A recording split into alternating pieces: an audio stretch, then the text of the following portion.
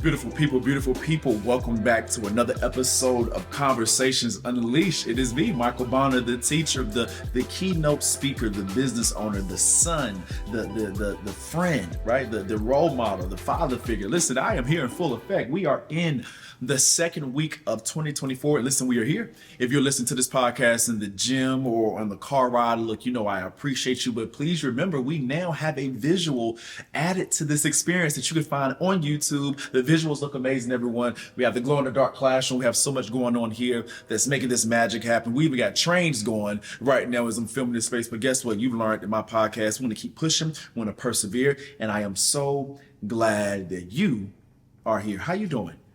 How are you feeling? I hope you're taking care of yourself. I hope you are breathing. I hope you're relaxing. And I hope you're tuned in and getting ready because, you know, this podcast is for 10 minutes. It's a 10-minute espresso shot, a way to rewind down from the weekend or to even start your week. So let's get into today's topic because I went and spoke at in Illinois this past week, everyone. And I also finished teaching today. And when I was talking in Illinois, I had met these beautiful SRO officers who are the kindest people. And y'all, it is just so sweet to meet people who are operating in their purpose. And I told them this week, I was going to talk about a topic that all of us are dealing with right now. I don't care if you are a teacher. I don't care if you are a business owner. I don't care if you are a CEO, a corporate leader, a creative, an influencer. Everyone must deal with this problem. And what is it? Problematic behaviors.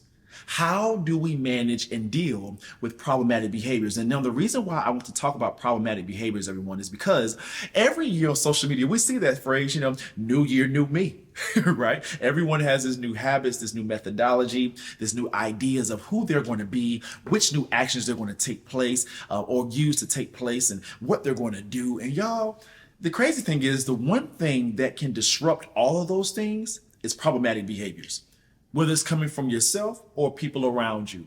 So on today, we're going to dive into this because I have learned on the road to success, on the road to climbing higher, you're going to have to deal with problematic behaviors, whether they're coming from your students or coming from other external sources. I'm currently reading even Elon Musk's biography, and even inside of his book, With the Richest Man in the World, he has some problematic behaviors, right? But how do we manage those? And I say that because last week we got back in school and y'all, I had to give myself a pep talk because this was the first time I've actually taken a break. Like the Christmas break for me is when I'm not doing any teaching or speaking. So I actually had a chance to rest. So we came back for the staff meeting that day. And then the first day back, I gave myself a pep talk and I'm like, all right, we're going to start this second half off strong. Okay, we're going to make sure that we're on point. Y'all, as we're going through and I am giving my dissertation to my students about their iReady diagnostic score and what they need to score and what they need to do, I had a student all of a sudden out of nowhere while I am talking, all of a sudden out of nowhere while I'm talking, just says, ew. And I sit and I look at him like this.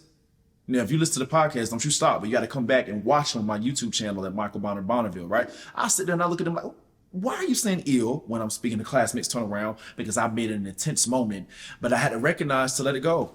And why did I have to let it go, y'all? One, because I ain't had time to deal with it when you're a teacher. But two, those type of problematic behaviors, those annoying things, they can get on your nerves sometimes. Right, y'all? And I was already slightly annoyed because we're trying to get back in the groove. It's the first day back. Why are we dealing with this? So, you know what? Come to find out, as I began to do more investigation, the person said something ill, or they said ill because their crush did something in the middle of while I was talking. And what their crush did was something inappropriate. They were shaking their hair or something like that.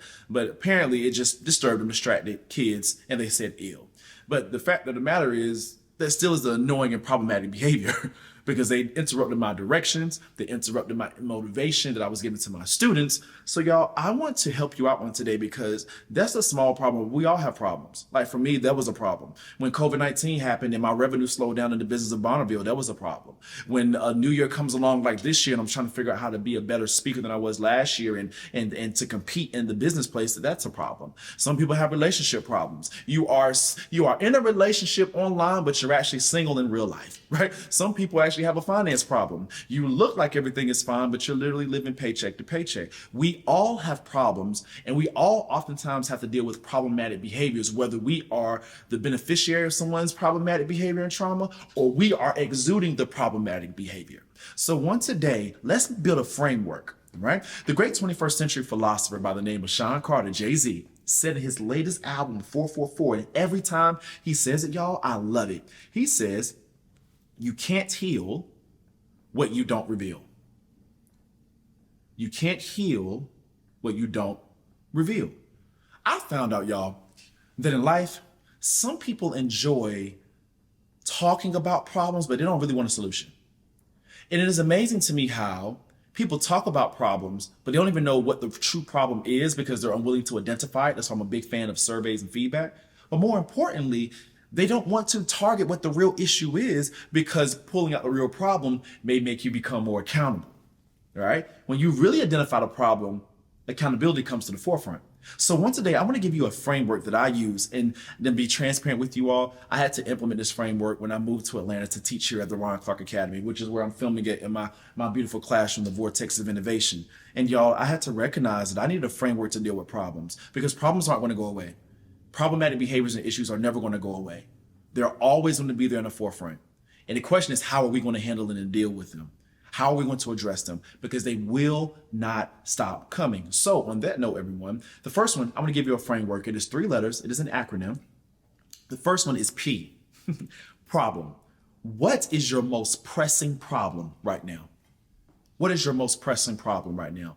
Early in the podcast, I gave you a couple problems, relationship problems, money problems. Some people have academic problems. Some people's students aren't growing at the level they should be growing at. Some teachers are having kids do crazy behaviors and stuff inside of their classroom. But when you find the problem, I need you to dig deeper.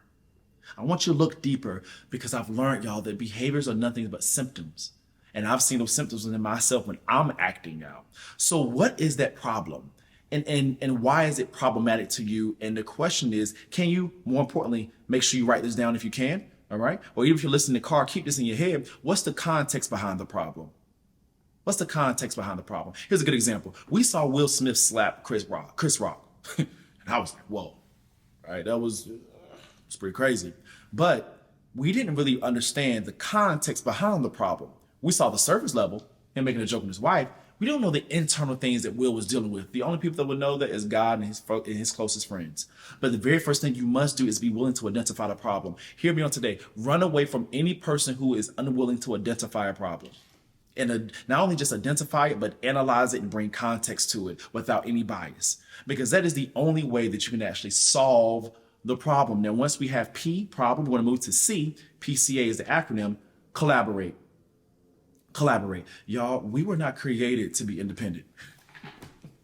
Somewhere, somehow in this world of social media, we have this concept that I'm independent and I don't need anyone. Y'all, we were not created to be independent. We were created to be interdependent. That is why we all have different intelligences. We all have different thought processes, different passions, different theories, different lifestyles, different upbringings, different religions. We are supposed to be able to glean from each other in powerful discourse in order to figure out how can we collaborate to make the world a better place. Because the reality of it is those that can collaborate and work together and find answers are those individuals that are most successful.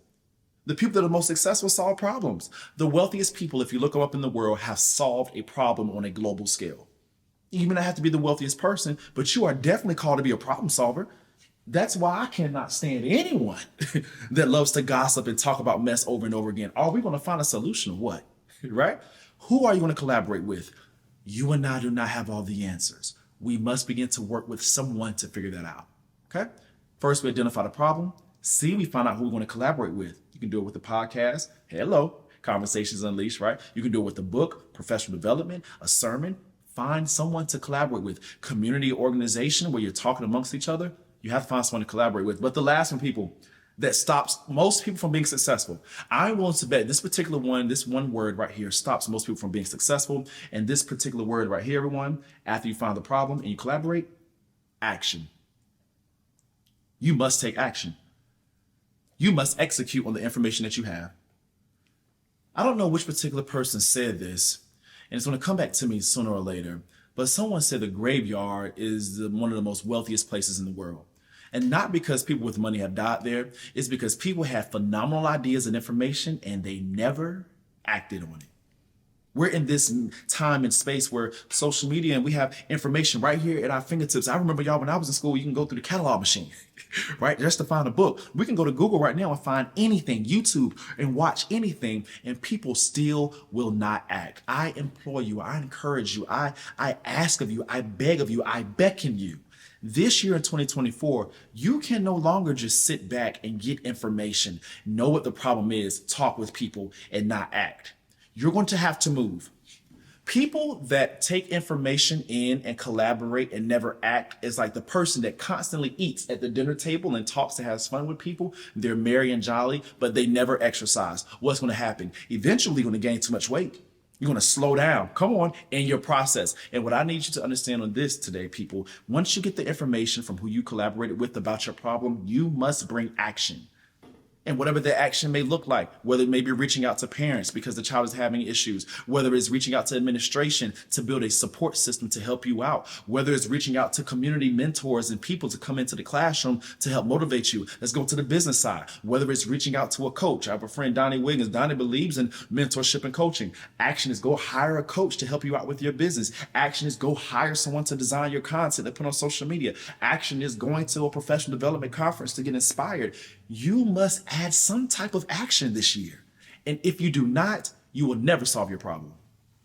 You will never solve your problem. And I can go furthermore into this. As a matter of fact, I'm going to put part 2 with problematic behaviors in my notes, because this week we talked about the problem, we talked about collaborating, and we talked about finding action, PCA, which is the actual acronym and how I solve my problems. And next week, I'll bring this episode back to give you even more juicy stories and details. But what I want you to understand on today is, everyone, I'm giving this to you on the second week of the year of 2024, because I know this year may have issues and problems.